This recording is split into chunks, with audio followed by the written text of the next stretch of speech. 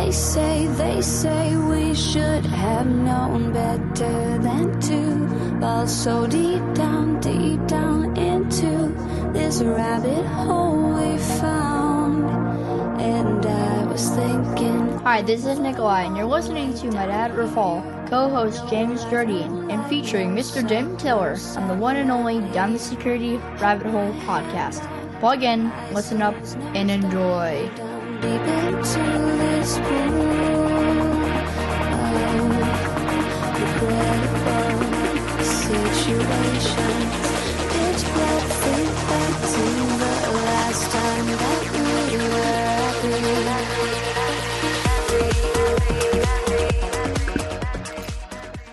Alrighty.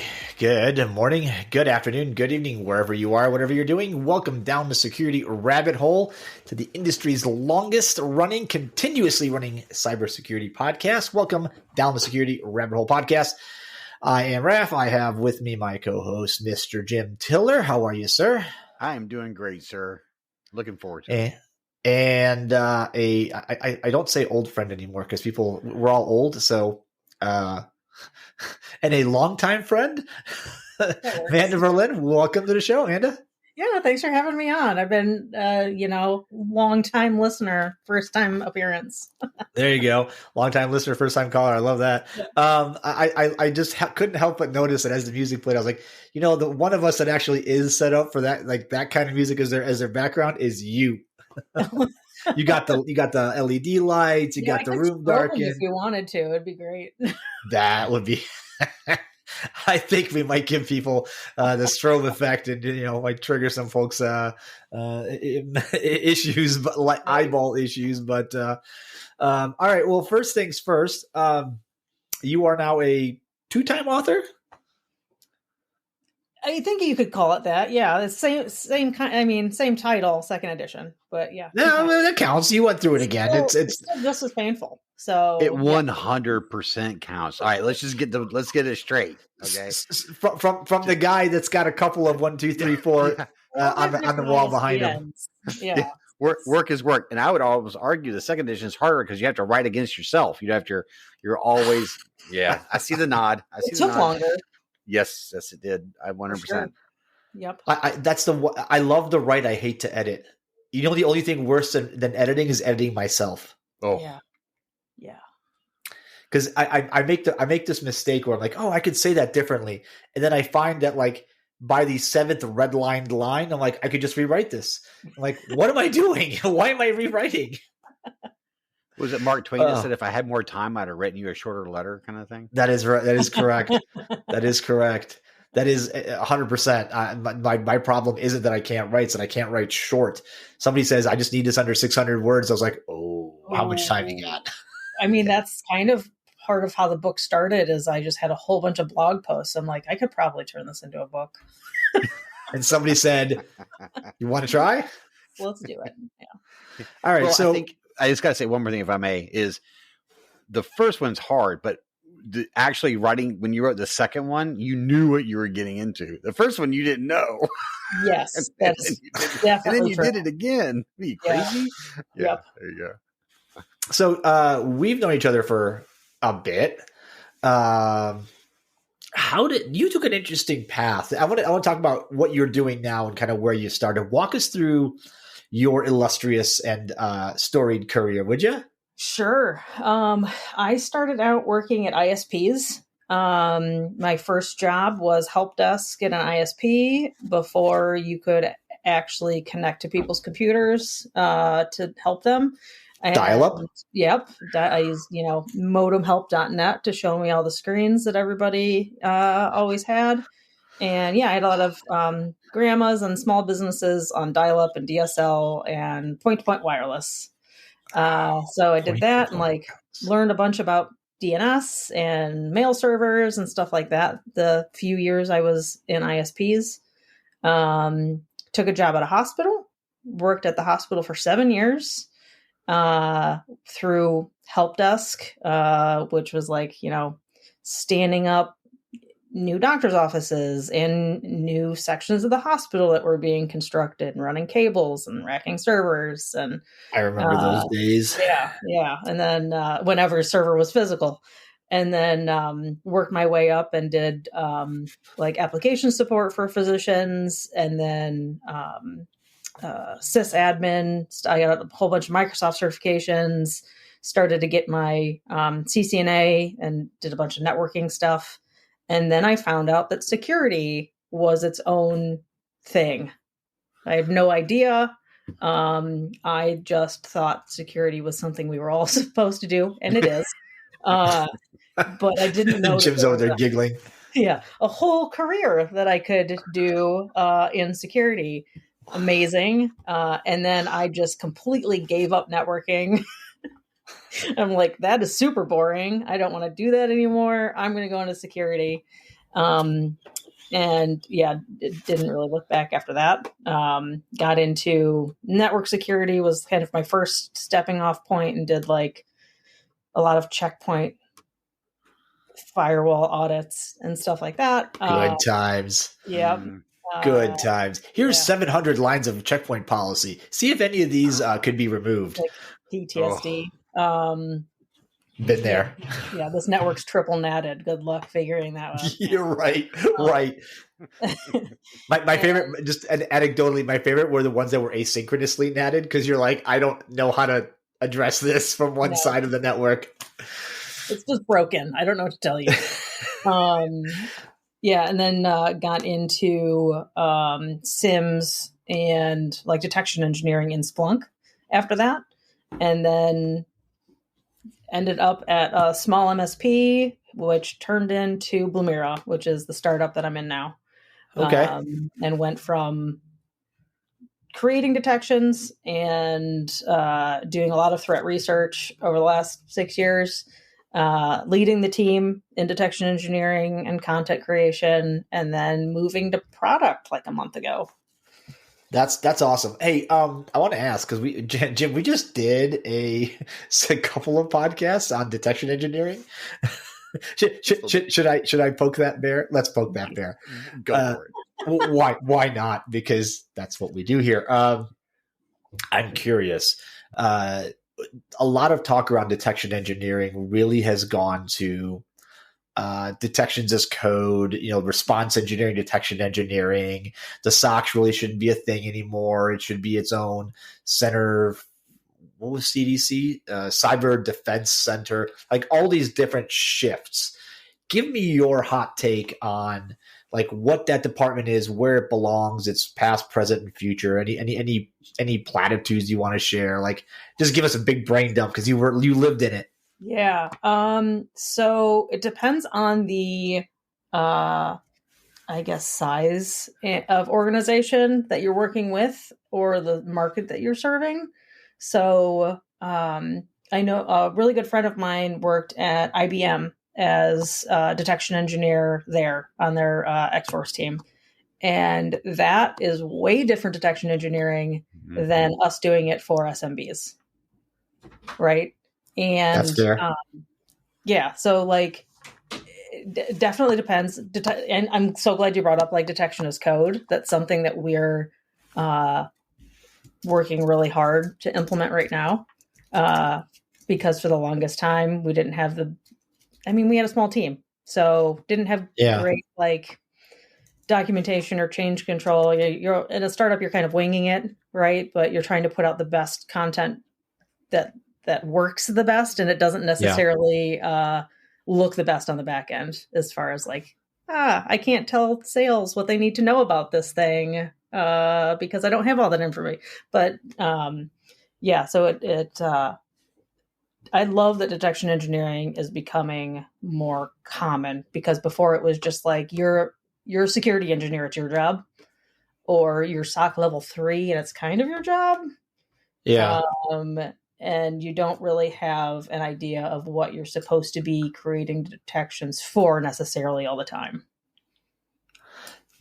That's an interesting perspective, because I feel like it evolved from detection engineering came from the people that looked at alerts and tuned the SIM or tuned the devices to like every once in a while we'll go write a custom snort signature Sure. to now you can like where we are today is you're writing entirely new rules for if IFTT, right? Like if you see this in this way over here, but not there at this time with these parameters, like do these things and then call me. It's like more intelligent detection engineering than before, right? Because before you just threw a bunch of people, and don't get me wrong, there's still vendors that do throw a bunch of people at it. Yeah. And you have all of these level 1 college grads, people new to the industry. They're the ones that are determining if something is important or not to send it to the other level SOC people that are supposed to know more, but you have less of.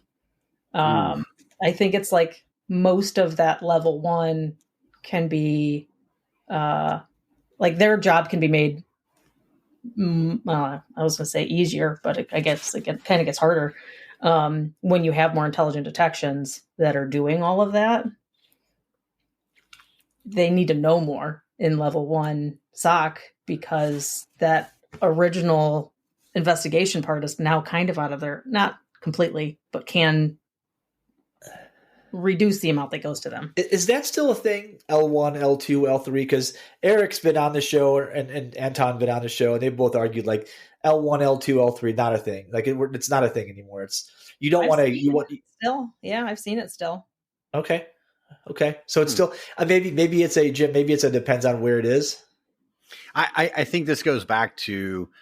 I mean, if I go really far back down the depths, that one cast we were on is like, is it a SOC anymore? Right. You know, that thing. But sure. I do think because the requirements that it takes to, as the technology becomes more sophisticated, man, and to your point, it takes more requirement. We're seeing that the line in the sand between the different levels has sort of compressed, right? You really need to be operating at this level. And I think a lot of the automation and things like that nature kind of help you kind of get things routed appropriately where level 1 and level 2 kind of get washed out of that calculation. But it may be just simply because the size of the company where you kind of start off talking, small companies, maybe not a great deal of sophistication. They have maybe a very small community of people who are doing all the work. And then they hired somebody. So then they hired maybe somebody more junior. And then it sort of builds from that down. I've seen that. Is that what you think's happening, Amanda? Yeah. And like so many of them are, we have a SIM. It's just really poorly implemented. And so is our so is our EDR. And so is this other security appliance. So we're going to use the youngest person to filter out all the noise that we possibly can. Because it's very tiring work. Hey, new intern, here's 7,000 alerts. Tell me which ones are relevant. Right. And something's wrong with that picture. Right. And that's why people complain about like their time to remediate and time to detect like super high. Because it took them 4 hours to realize that wasn't actually an issue. What's your take on the kind of the efficacy of the whole detection world, right? Because on a depending on which day you look and how carefully you squint, like we're either fairly effective or not effective at all.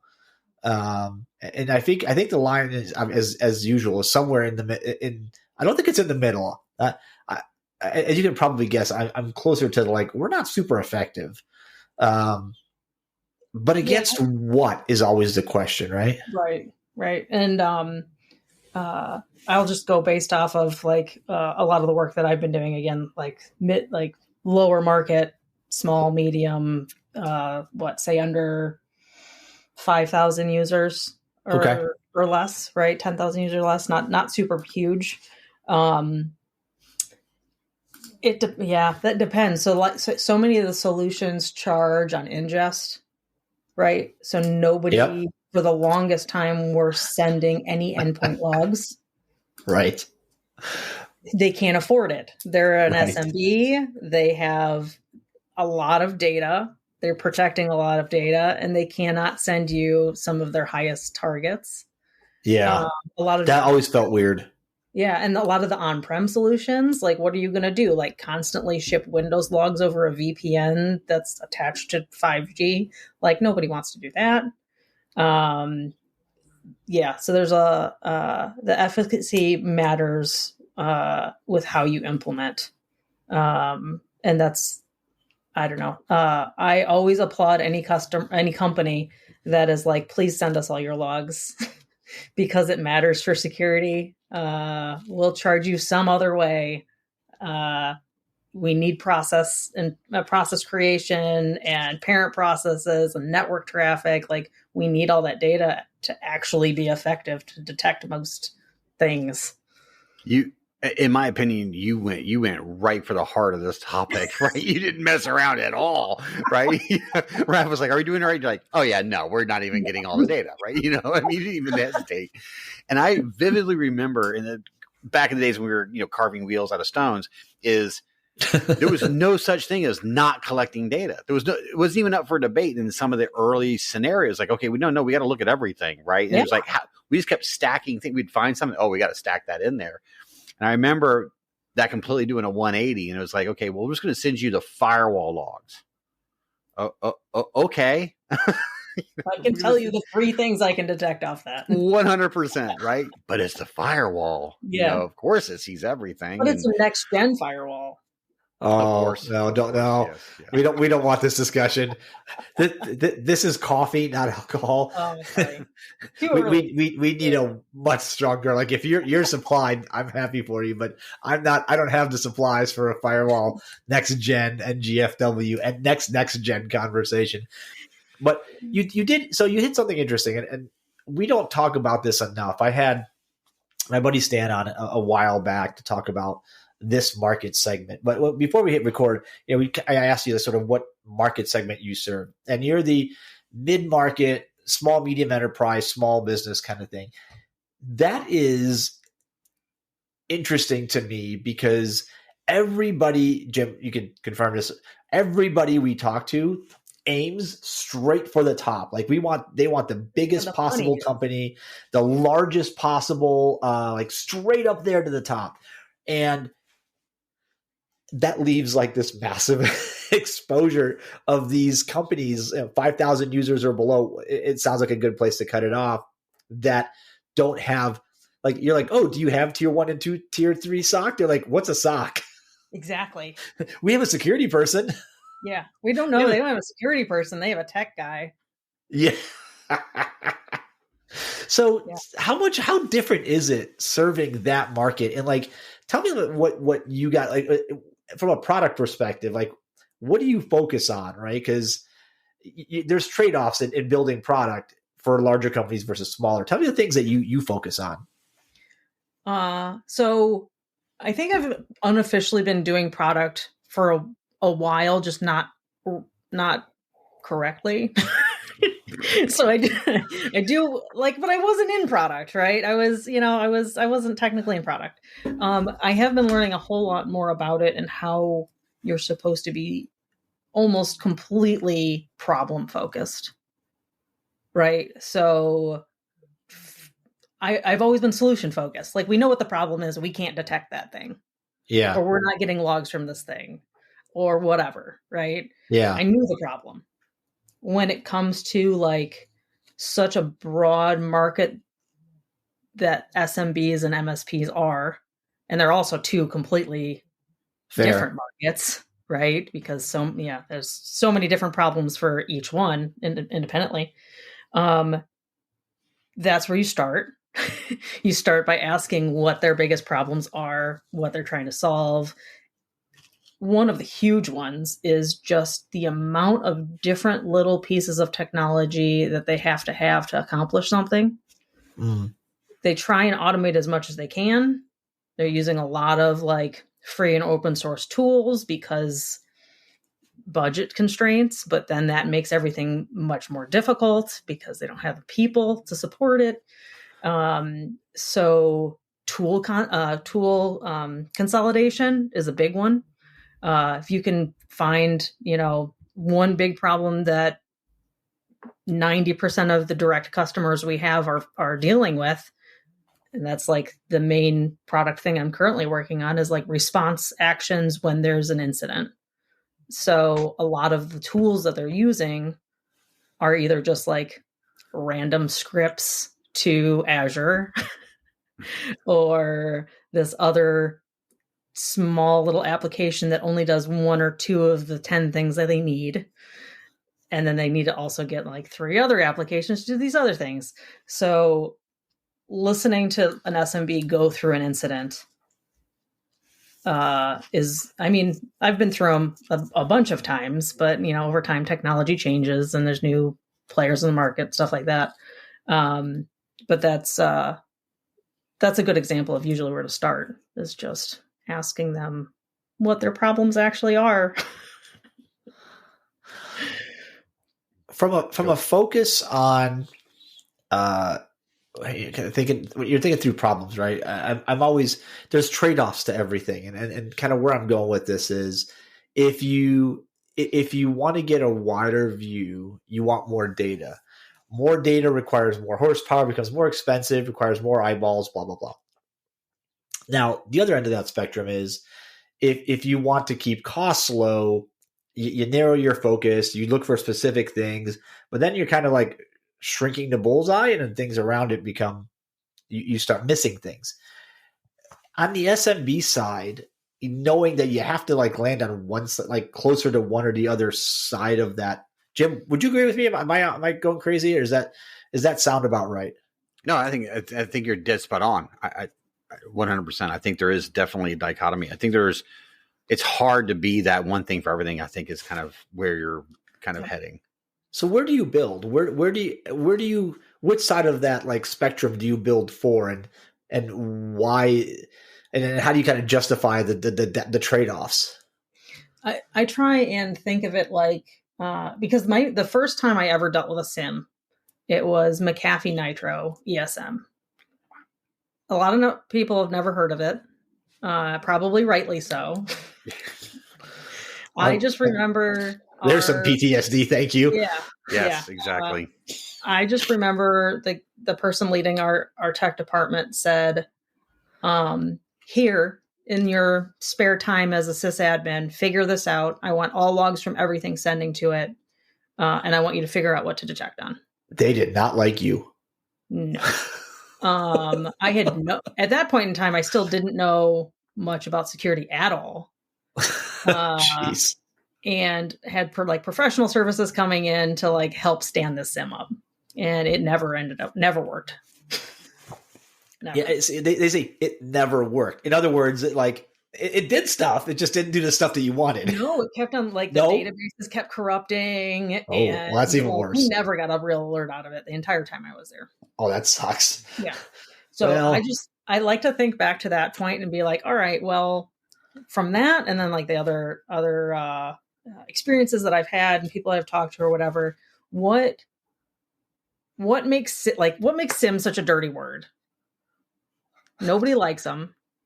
Nobody thinks it's solving any. I mean, it's not the perfect solution that people want it to be.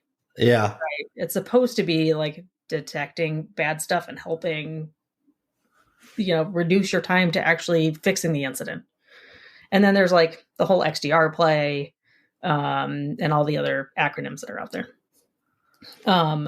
So trying to focus on making a SIM with some response that doesn't suck is like my main goal. But then there's actually product strategy and company strategy along with it. That's usually like the subtext in my mind is, I want this to be something I would have used. I like it. In that scenario. Jim, somewhere as Anton's listening to this, his head is exploding, and he's gonna do what we did, where he had an episode where I'm yelling at my dashboard. He's gonna have an episode, maybe where he's like, God, they went back to SIM. Yeah. Yes, Anton, we went back to SIM. And what's funny is, as many times as we've declared mainframes dead, I think we maybe have declared SIM dead now equal amounts of times, but it's not going away, because there's a part of the market. Yeah. that requires it. Like you've got A or 2 security people. They're not, they rather, their focus shouldn't be on reading logs. That sounds idiotic. Yes. How do you see the trade-off between automation and manual analysis? Obviously on the smaller side of the spectrum, right? You get, manual analysis is like a, wow, I wish I could do that kind of thing. But automation, if it's not carefully tuned, maybe isn't the right word, but I guess it's the only word I have. You're either missing things or you're just, my team likes to call it the alert cannon. Like, you pull the confetti thing and showers you with, Yep. Yeah, because I remember too, like anytime I would do a NESA scan at the hospital, we would get an email from every single UPS. Like that, we had 700 APC UPSs in the hospital. We would get that many emails every time we did and that's why I think people think SIMs are dead and they're a dirty word, because that's what they think of. And it doesn't have to be that, right? That's another reason not to be like all, I guess I'm in product now, but not to be all salesy, but like, that's one of the reasons why I stayed on and continued with like the Blumira startup thing, because that's fair. I don't want that for people. It's interesting. I think it's interesting that you could have like been, you know what, I'm in the detection part. I don't, product people suck, and then just got moved on. But you're like, all right, I know how to. I know what I don't want.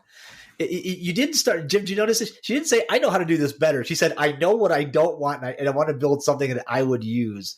That is a very interesting way, and like a really honest way to put it. And I appreciate that, because so many people out there like, I know what everybody wants. You're like, no, you don't. No. But I bet you know what we don't want, because we've told you a million times. We've told everybody. Yes. I remember when you said that, I was like, man, that sounds so good. I can't remember the last time that's uttered out of somebody. Like, I want to make something that I would want to use so it doesn't do that. You just don't hear that anymore, right? I mean, let's just call it a duck. But that's actually pretty special, because everybody's running around with all these great ideas. Like, I know how to do it better. Do you want to do it my way? And there's a lot of my ways out there. But you know what? All your ways kind of have all the same bad things, right? Yeah, so what if we just, avoid the pothole and maybe we get a smooth ride for once, right? Yeah, but they're used to that pain too, right? So they've accepted it. Like, no, this is the way that we should do it. It's very in the box thinking. Yeah, I call it the drop calls of security, right? Yes, that's fantastic. It's just that we're so used to. Yeah, of course, I dropped you. Whatever, There are no less than, you brought up like the pothole. Like, there are no less than 1,000 different ways that we've come up with. Like, if there's a pothole, okay, then you got to have better brakes, better shocks, bigger wheels, a way to automatically fill the pothole. And the question nobody asks is, why are there potholes? Right? Like, how do we prevent those, or maybe how do we route around them, or we take so many things in security for granted. Like, this is just a thing we have to work through. And the problem of issue triage comes up over and over and over again. And it sounds like this. Well, we get all these alerts, so we got to find a way to process all these issues, and we do it by either fork over here says, we're going to take all the alerts that aren't labeled critical, we're going to throw them away. We're just going to look at the critical ones, which we're not. We all know that's a bad idea. Who came up with we're going to hire 700 people to look at every alert. Also, you're not going to afford that. Then there's like, we're just going to let automation figure that out. And so now you've got, AI will solve that. No. I'm not going to let you take me down that alley. But like, there's just, we take these things for granted. And I think there's so many places where we could stop. And as you said, like, just stop for a second and go, what if we didn't take this as a given? What if the SIM didn't have to suck? What would that look like? Yes. Not 1 million alerts. Starting. What's that? I said not a million alerts is one thing. Not a million alerts. I like it. I like it. Yeah. Well, so what is it that like? So what are you working on? From I don't want any company secrets or anything, but like, what's the big thing you're tackling? Like, what's your big nemesis at the moment? So right now is automated response actions. Okay. In 365. So a way that because I mean, think about one of the biggest beginners of a compromise is business email compromise, right? We found that a lot of our customers we were detecting on like these anomalies and these like mailbox forwarding being created and all of these other things happening in 365 that happen almost every single time there's a BEC. But they were having to log into this other third-party tool to do this disable in Azure, or they're having to find wherever Microsoft decided to move all of their users today and disable it there. And we wanted to, like, one of the things that, again, that I would want to use is something that will cut down at least the time the attacker has in your environment if possible, with like just an easy button, just like when this happens, disable the account and revoke the token is a good example, right? It gives a leg up 5 more minutes, 10 more minutes or more, say like somebody doesn't have cell phone signal and it'll take them 3 hours to get in the office or they're sleeping. As people like to do. Right. Unless you're in security and that's sitting in front of us. Listen, I still like to sleep. Yeah. But like smart and very particularly scoped automation, not just, I don't know, whenever a bad thing happens, disable the account. Well, you're going to have users disabled all over the place. Are you talking about, if I can drill into this just for a second, are you talking about certain aspects of actual automation so it detects this and takes these tiny little actions that have been like sort of pre-approved? Or are you talking about human intervention that is almost like executing an automated playbook of a series of actions? Both. Okay. All right. We're doing I was hoping you would say that. One. Yeah, we're doing the second one first. Yeah. Because you have to have that in order to have it automated. 100%. Right. And I think that's kind of why I was asking. I've sat in my fair share of meetings where people are talking about a brand new process, and within 10 minutes of a 5-hour meeting, somebody goes, "How do we automate this?" I'm like, wait a second, hold on, pause. Right. You can't automate what you don't know, and you know all that whole conversation. But I think is another reason why I wanted to understand your views of automation is even back in the days of early IDS where we had the ability to shut things down, nobody would turn them on. They were terrified. Right. So how are you getting over that psychological hump and are you building them small, compartmentalized, highly targeted? Are you building, what is your approach? Because we're trying to move potholes, right? That's your mission. You're clearly on is removing potholes or at least avoiding them. So how are you doing that in this case? So we looked at all the business email compromises that we knew of over the last couple of years. And those are the top detections that we're using for the first part of this feature that we're releasing.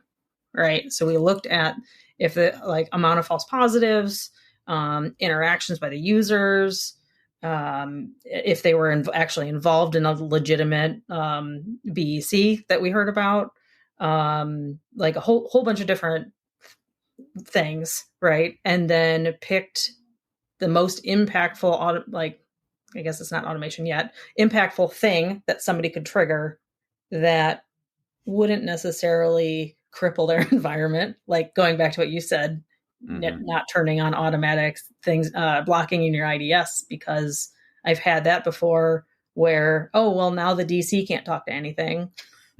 Yeah. Right. We don't want that. We don't want it to just be like automatically locking out all your users in 365. So very scoped at first, and then opening it up for more automation later, because also in the market that we serve, there's a lot of very intelligent people, but they usually either don't have time for the security expertise or, that's basically it. They usually don't have time, or they don't have the staffing that they may not have any security knowledge yet. So we want to make all of those decisions for them in a way that benefits a large amount of customers we have. Well, not to carry this on, but I think your point about, there's a lot of people who have day jobs that are also doing IT and security in some of these companies, right? So sometimes a day job takes over, right? Yep. And I also find that many organizations, small, medium, even large for that matter, they get an analysis paralysis. They get frozen by what should I really be doing? So if you're sitting there offering them something to do, click this button, you'll be in pretty good shape. And here's what we recommend doing. Even just that tiny little bit can make actually a huge difference in an attack. And I think that resonates more deeply with smaller organizations that don't have huge IT security teams. Yeah. Because have you ever looked at like Microsoft Sentinel or CrowdStrike or any of the like big enterprise players? You log into one of those consoles and like, where do I even start? Mm-hmm. Like, I did that this morning. Yeah. Like none of it's like super intuitive. No. Because don't get me wrong, super full featured, right? Like if you went and that was your job, I'm sure you're fantastic at it and you can figure out all these things. But when you have an hour a day or a half an hour a day, that should not be your focus. Yeah, it's terribly complicated if you don't know. Jim, I want to do an entire episode on this at some point. Why is security so damn hard? Yeah. So Amanda, are you finding that on the smaller end of the spectrum, companies are more tolerant for, as you were saying, like, hey, if there's a question, just disable it and err on the side of caution, or do you get err on the side of like, if we're not sure, let it go and then figure it out later? They are very much in the I don't care, just disable it. I don't want to be woken up in the middle of the night.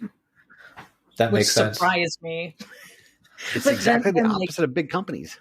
Yeah, well, it's also depends on where you're at, because at the hospital, if you would have just like disabled a OR docs login in the middle of the, like, that's not good.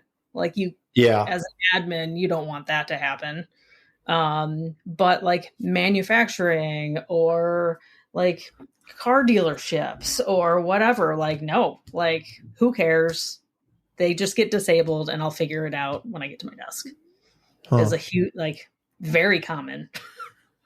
I think that's interesting though, Jim, the focus on making it simple, because we've talked about how complex security is so many times.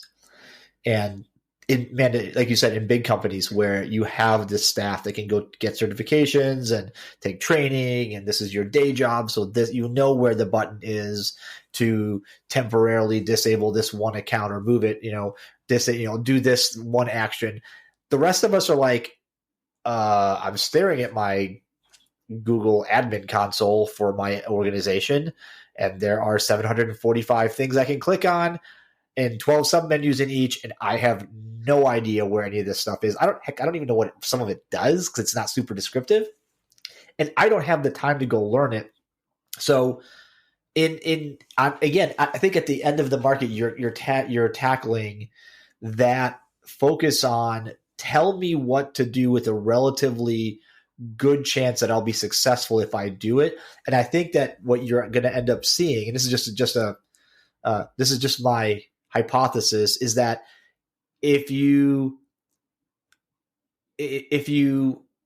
prove that you can not crater the organization the first couple of times you take an automated action, they're much more likely to let you keep doing like this, incrementally taking larger and larger actions, and then more specific ones, right? And from the broad to the specific.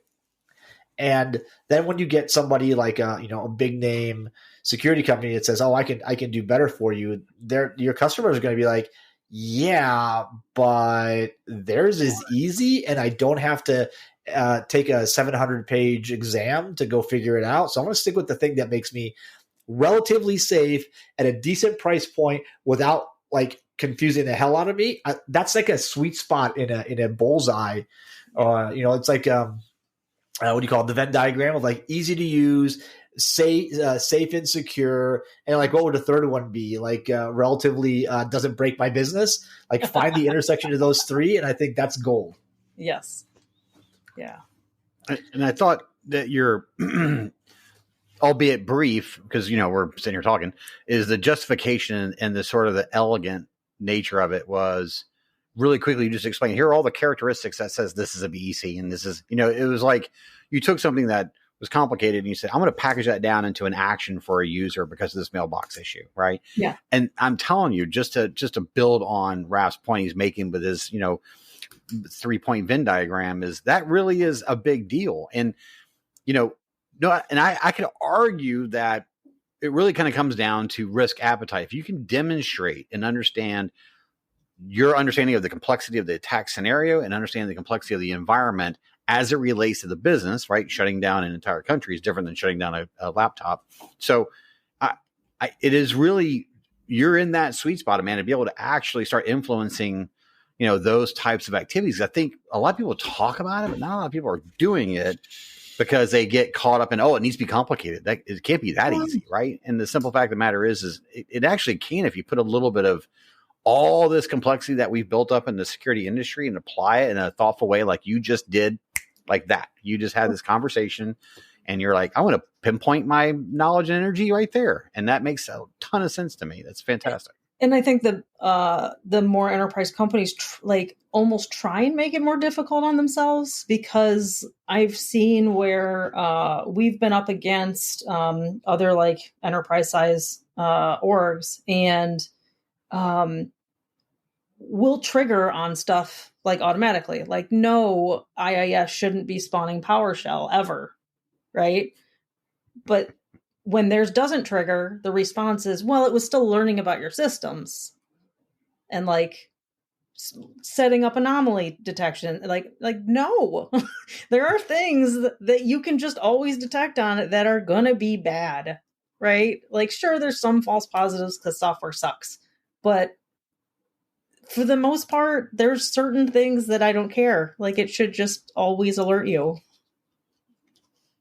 Or just shut it off. Stop it from happening. Right. Yeah. Kill the process. Yeah.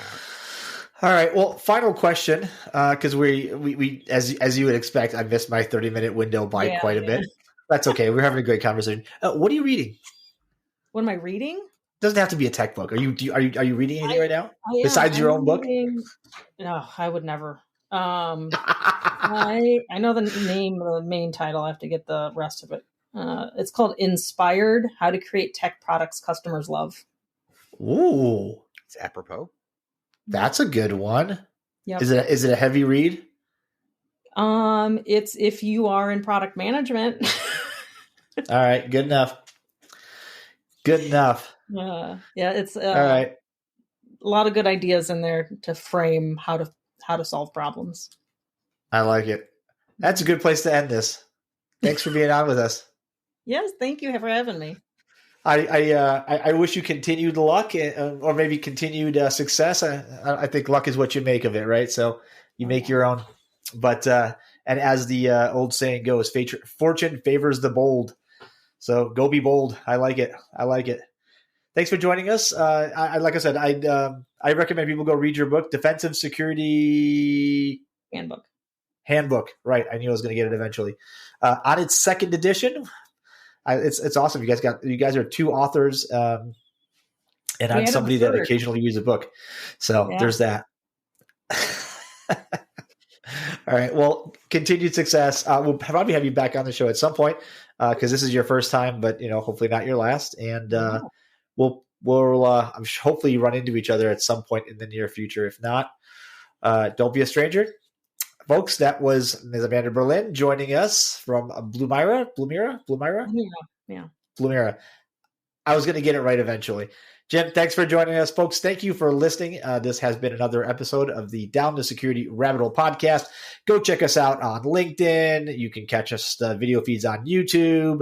And I forgot to post this one as we were going to record live, but that's okay. It'll go live in a couple of days. And trying to grow the audience this year. So tell a friend, tell a neighbor, tell your coworkers, tell your boss. We're still trying to be safe for work, except for that one episode with all the angry security people a little while back. That's okay. I did not lose my PG rating, only for a little bit. So anyway, thanks for joining us. Thanks for listening. We'll catch you guys another time, another place, another Down the Security Rabbit Hole podcast. Ciao, y'all. This is Bella. Thanks for listening. Don't forget to leave my dad a review and share this with your friends. Bye.